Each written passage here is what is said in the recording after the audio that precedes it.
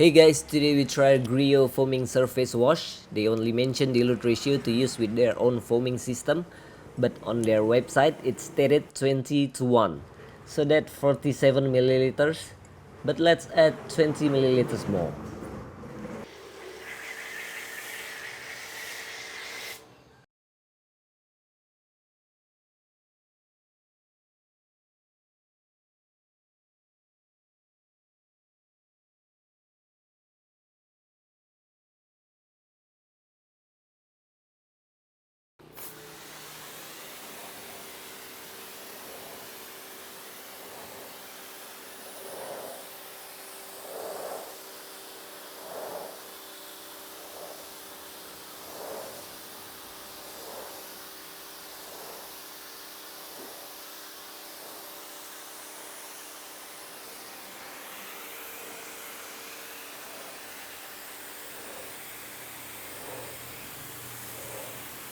Well, you be the judge.